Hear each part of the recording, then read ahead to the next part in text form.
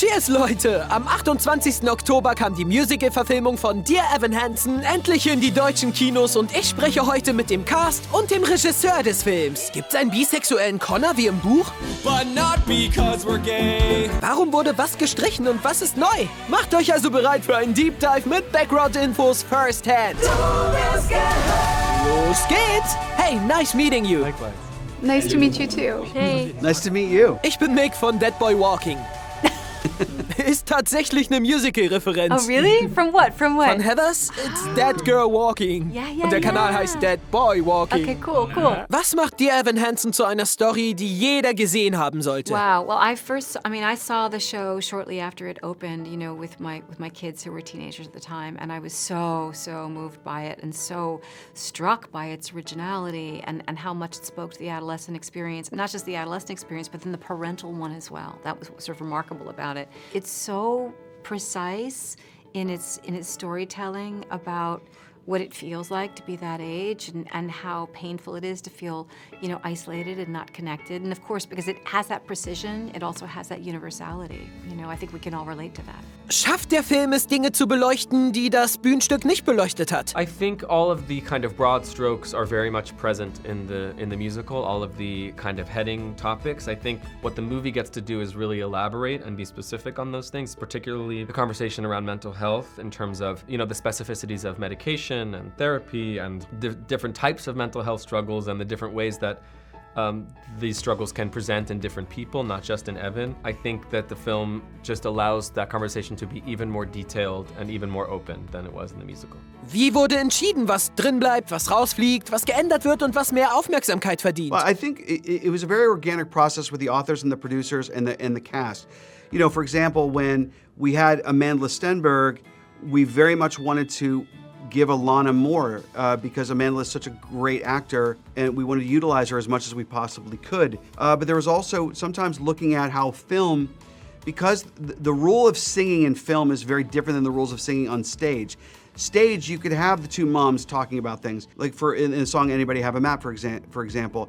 But in a movie, that's not exactly the grammar of the singing. A song in the Dear Evan Hansen movie is either a thought in your head, it's an extension of a scene, etc. So for this to have like a thematic song, even though I love the song, it wouldn't have quite been the proper grammar. So, you know, we used our instinct and we also used knowing that a stage show usually can be much longer than a movie, and because we wanted to explore more for Alana and more for Connor, and we wanted to give Evan a third act for his full coming of age, we had to make some tough decisions, and they were tough to make, you know, but ultimately I think that we settled on the right balance of new material with losing some of the old, and also because I want people to continue to see the stage show, you know, knowing that there are 4 songs that, hey, if you love the movie, go see the show, because it's great. Was a good thing to do. Wie unterscheidet sich deine Rolle in der Filmversion von der Bühnenversion? You have a lot more space and time in film to explore her, which I think is harder to do in the context and structure of the stage musical. And so our screenwriter, Stephen Levinson, kind of folded in all of this beautiful stuff about Alana's mental health, about what she's struggling with. She's struggling with depression and anxiety as well, and also about what medication she's taking. And that's something that she connects with Evan on really deeply, and then that's kind of like the blossoming of their friendship, or the seed that blossoms into their friendship. I think that the essence of Evan and the character is very much the same. I think he has the same emotional life and the same physical and emotional instincts and anxiety and complicated internal struggle. I think that the main difference is that he exists in a bit of a more naturalistic space. He's a little bit more understated. Things are a little more internal and less broadcasted for the audience and a little bit more private for himself. It felt important to me to create a character who maybe presented differently when it came to her depression and her anxiety. And you know, Evan has this like very internal turmoil where he turns inwards, and it's really hard to face the world. And Alana is actually really external and doing a million activities and the class president, and I was actually able to relate to that a lot because I was like a really intense academic student, really hard on myself, a hyper perfectionist. And for me, that was a way of kind of not dealing with my own depression and anxiety, by keeping myself busy, by having to prove to the world and to myself over and over again that I was perfect or that there wasn't anything wrong with me. I think he's a bit more openly flawed in the movie in a really nice way. I think there's room in the medium of film, more so than in a musical, to really explore the mistakes that he makes and to help people to feel that it's okay to do things that are wrong and to make wrong turns and wrong moves,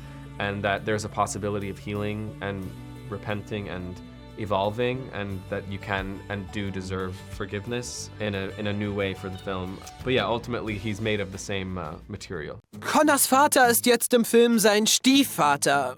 Wieso? Stephen Chbosky, when we started talking about Larry and who Larry could be in the film as opposed to the stage version, the fact that he would be a stepfather, the word he used, or the expression he used, is that it would give the relationship more edges. And in a way, a little bit of symmetry as well. Larry comes in after the loss of Cynthia's first husband, both Connor and Zoe's biological father. And so in a way, he's trying to fill that gap. He's trying to fill that loss, that hole in the family, and try and fix the family in much the same way that Evan tries to fill the hole or the loss of Connor and attempts to fix the family as well.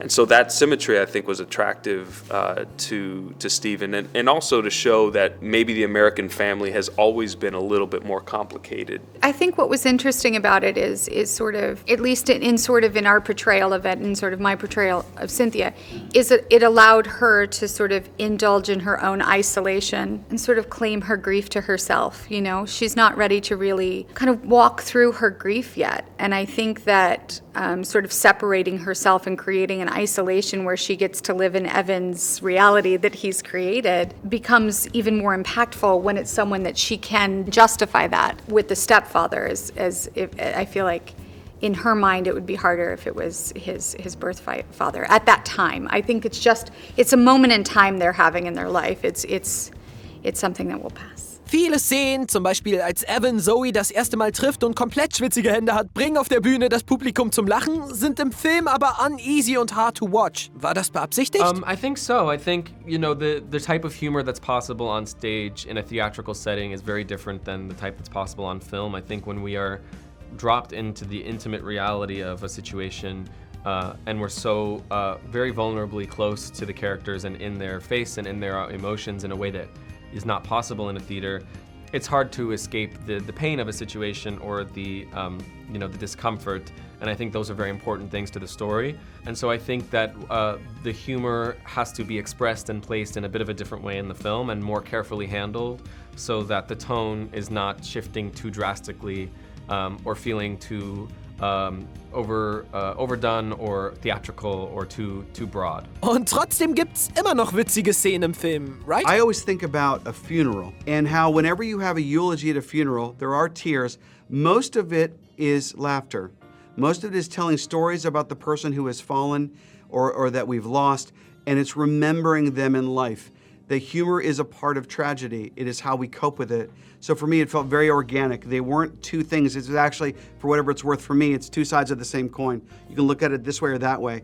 There is a reason why the drama mask is both happy and sad, and that's what I like to do. Es gibt 2 neue Songs. Einer davon ist The Anonymous Ones von Alana. Hearts we can't tell, we carry them well, but that doesn't mean they're not heavy. Was beleuchtet was das Stück vorher nicht beleuchtet hat? It's about the fact that there's so many people that you wouldn't assume upon first glance were going through something. And actually, it's a pretty universal experience that most of us, even those of us who are really good at hiding it, are usually going through something at some point or another, or continuously, whatever it may be. And so, yeah, the song is about all the people who maybe don't feel seen or heard and are carrying kind of the secret of feeling like they're alone in their mental illness, and tries to kind of provide some hope that maybe if we were vulnerable and open about what we were going through, it would feel less heavy because we'd be able to recognize that it's something that is everywhere around you, and that so many people can understand and relate to. Wie schafft man während des Sings so viel Emotionen und Schauspiel in eine Szene zu legen, wie zum Beispiel Evans Mom Heidi in So Big, So Small? It was hard, man. I mean, I was terrified of singing, just to begin with, just singing. And on set to sing live, it was a very steep learning curve for me. I had a lot of support from this magnificent, musical team, Pasek and Paul and Alex Lacamoire and Ben Cohen and Liz Kaplan and all the people who were kind of working to build this and to build my voice and to help me deliver this. And they were all, what was amazing was that the emphasis always was on the storytelling. It's like, where does your voice originate?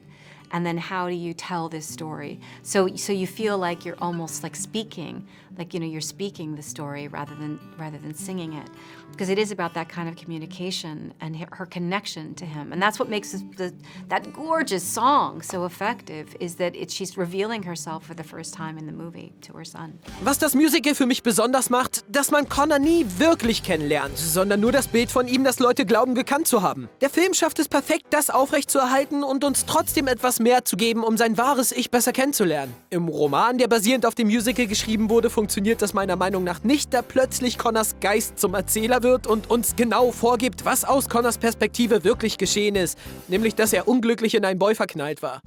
War Connors Bisexualität aus dem Buch je ein Thema für den Film? It was discussed, I think, kind of in a vague way. One thing that we found in the movie, different than the novel, in the movie, that sometimes less is more. Sometimes not knowing invites the audience to ask more of their own questions, which empowers the audience to draw their own conclusions. Sometimes I like to lean on some of the ambiguity, just like you could look at a shot of Alana, where she's singing about, in the anonymous ones, where she's singing about these secret thoughts, and you're there in the locker, and if you notice behind her, there's a rainbow right behind her as the camera does this. Tatsächlich ist mir das in meiner Trailer-Reaktion schon aufgefallen. Okay, I spotted a rainbow flag. Hinter Alana soll die Komposition heißen, Alana ist lesbisch in dem Stück und ist darum die Außenseiterin. Wäre ein interessanter Turn. You can read into that, if you would like. It's there if you want to look at it, but it doesn't have to be, because ultimately that's not the point, and God knows the bisexuality is not why Connor killed himself. So, I certainly didn't want to be misleading there. Wenn du deiner Figur im Film einen Brief schreiben könntest, was würdest du ihr sagen? Dear Cynthia Murphy. Good job, Heidi. I would tell him that he's worthy of forgiveness and that he's worthy of love. Lean into your family. Dear Lorenzo Mora, dear Larry, I think she feels like she's not enough, and it's tough. you did your best, and it's not your fault. It's okay to grieve, and you can celebrate your son. He should just jump off the cliff and push himself into uncomfortable conversations and uncomfortable situations so that he can connect with people.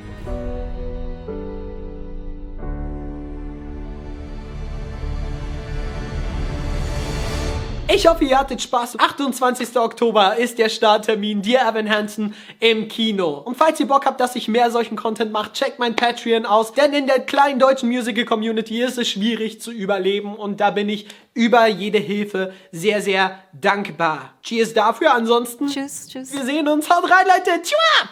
Ja, auf Wiedersehen.